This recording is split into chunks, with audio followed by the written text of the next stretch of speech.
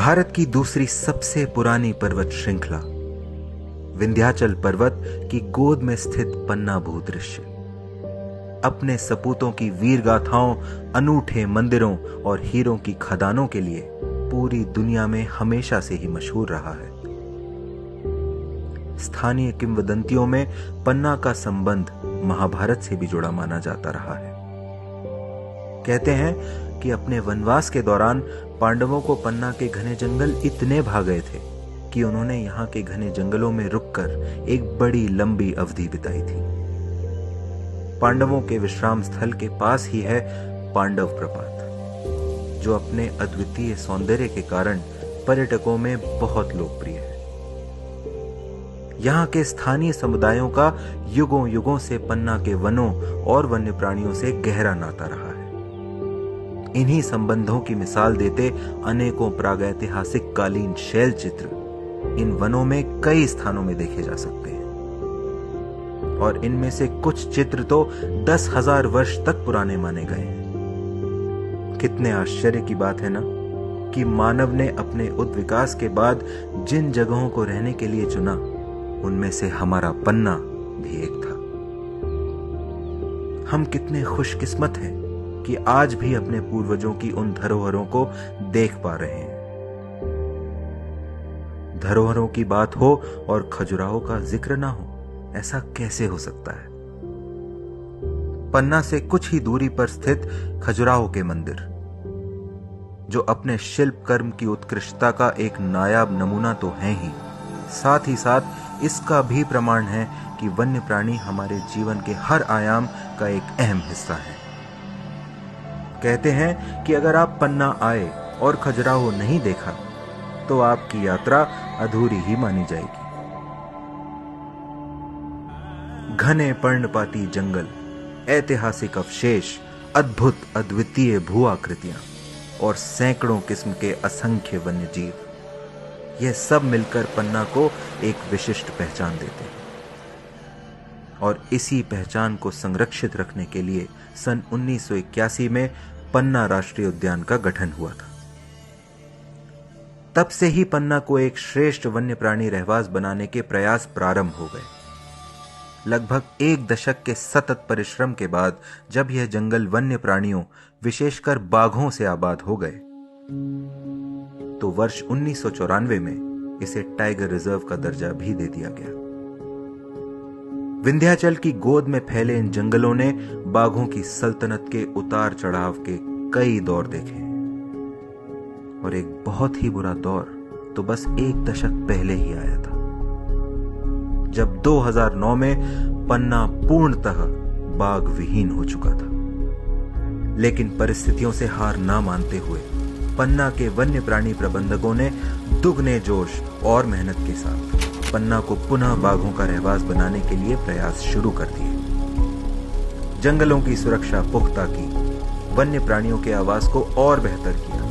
फिर बांधवगढ़ और Kanha tiger reserve से एक मादा बाघ और पेंच टाइगर रिजर्व से एक नर बाघ लाकर पन्ना में मुक्त कर दिया। अच्छा सुरक्षित माहौल मिला तो मादा बाघिनों T1, T2 और नर बाघ T3 ने मिलकर पन्ना को एक के बाद एक बाघ शावकों की कई सौगातें दी। धीरे धीरे प्रबंधन के प्रयास रंग लाने लगे और 10 वर्षों में ही 50 से अधिक बाघों ने पन्ना भूदृश्य में अपना वर्चस्व स्थापित कर लिया। बाघों का संरक्षण एक बड़ी जटिल चुनौती है। इन चुनौतियों से निपटने के लिए कर्मचारियों की कर्मठता और जन समुदायों का सहयोग, दोनों घटकों की अपनी अपनी भूमिका होती है। पन्ना टाइगर रिजर्व को एक बेहतर वन्य प्राणी आवास बनाने के लिए टाइगर रिजर्व के समीप रहने वाले समुदायों के हर एक व्यक्ति ने अपना पूरा प्रत्यक्ष और अप्रत्यक्ष समर्थन दिया। दूसरी ओर जंगलों की कठिन परिस्थितियों में भी कर्मचारियों ने अपना 100% देने में कोई कसर नहीं छोड़ी, और कुशल नेतृत्व के साथ पन्ना टीम ने दुनिया के सामने पन्ना बाघ पुनर्स्थापना कार्यक्रम के रूप में एक अनूठी मिसाल खड़ी कर दी। आज पन्ना के जंगलों में उन्मुक्त घूमते ये बाघ इस बात का सबूत है कि कि 10 सालों तक सभी के मिलकर किए गए सतत प्रयास व्यर्थ नहीं गए। आज पन्ना बाघ पुनर्स्थापना कार्यक्रम की धाक पूरी दुनिया में है, जिसे कई पुरस्कारों से सम्मानित भी किया गया है। अब देश विदेश के वन्य प्राणी विशेषज्ञ और वानिकी छात्र यहां देखने और सीखने आते हैं कि तेजी से बदलती दुनिया में बाघों का संरक्षण कैसे किया जाता है। बाघ संरक्षण का तो उद्देश्य ही है कि न केवल बाघ बल्कि पूरी खाद्य श्रृंखला और वन्य प्राणी रहवास को सहेजा जाए। पन्ना बाघ पुनर्स्थापना कार्यक्रम का लाभ हमारे राजा बाघ के साथ साथ उसकी प्रजा को भी पूरा मिला। तभी तो पन्ना के जंगलों में तेंदुए भी इतने फल फूल रहे हैं और शर्मीले स्वभाव होने के बावजूद भी पन्ना के जंगलों में तेंदुए बड़ी सहजता से दिख जाते हैं। खड़ी चट्टानों और ऊंचे पेड़ों पर लटकते मधुमक्खियों के अनगिनत छत्ते और पूरे जंगल में मिलने वाले रसीले मीठे किस्म किस्म के जंगली फल पन्ना के जंगलों को भालुओं की भी पसंदीदा जगह बनाते हैं। इधर उधर घूमते फिरते चीतल, सांभर, नीलगायों के भी क्या कहने, वे तो यहां सैकड़ों की संख्या में दिख जाते हैं। एक और विशिष्ट वन्य जीव है जिसके संरक्षण के लिए पन्ना प्रसिद्ध है, गिद्ध। पूरे भारत में जब गिद्धों की संख्या में तेजी से गिरावट हो रही थी, तब पन्ना के जंगलों ने हर वो संसाधन उपलब्ध कराया जो गिद्धों के जीवन के लिए जरूरी थे। बढ़ते बाघों के साथ तो गिद्धों के खाने के लिए भी भरपूर खाना उपलब्ध रहने लगा। और फिर क्या ही था, बाघों के साथ गिद्ध भी पन्ना की खास पहचान बन गए। जिन पहाड़ों पे इन गिद्धों का आवास है, उसी को चीरते हुए बहती है केन नदी, जो न जाने कितने हजारों सालों से पन्ना के अस्तित्व में हमेशा से एक अहम भूमिका निभाती आई। जीवनदायिनी केन नदी, जो घड़ियाल, मगर, कछुओं जैसे न जाने कितने ही जलीय जीवों का घर भी है। और इस केन नदी में ही है रनेह प्रपात।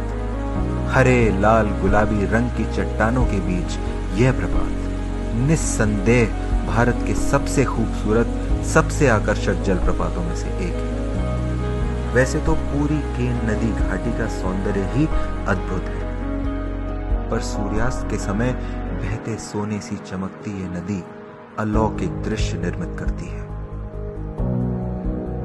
पन्ना, जिसने कभी छत्रसाल जैसे यशस्वी राजा का वैभव देखा, वह राजा छत्रसाल जिन्हें आशीर्वाद था कि छत्ता तेरे राज में धक धक धरती होए, जित जित घोड़ा मुख करे तित तित फत्ते होए।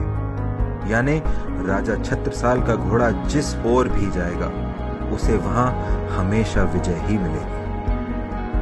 कोई आश्चर्य नहीं कि पन्ना की भूमि में पैदा हुए बाघ भी जिस जिस ओर बढ़ते जा रहे हैं, वहां वहां उनका साम्राज्य स्थापित होता जा रहा है। पन्ना के बाघों ने टाइगर रिजर्व की सीमा तो कब की पार कर ली थी। अब तो उन्होंने मध्य प्रदेश और उत्तर प्रदेश के अन्य संरक्षित क्षेत्रों में भी जाकर अपने राज्य स्थापित कर लिए। पन्ना प्रबंधन ने तो अपने उत्तरदायित्वों का पालन कर एक अनमोल धरोहर हमें सौंप दी है। अब यह हमारा दायित्व है कि बाघों के पन्ना साम्राज्य के सूरज को कभी अस्त न होने दें। हम सबके सम्मिलित प्रयासों से टाइगर रिजर्वों के ताज के इस अनमोल रत्न पन्ना और उसके बाघों की शान पूरी दुनिया में यकीनन ऐसे ही फैलती रहेगी।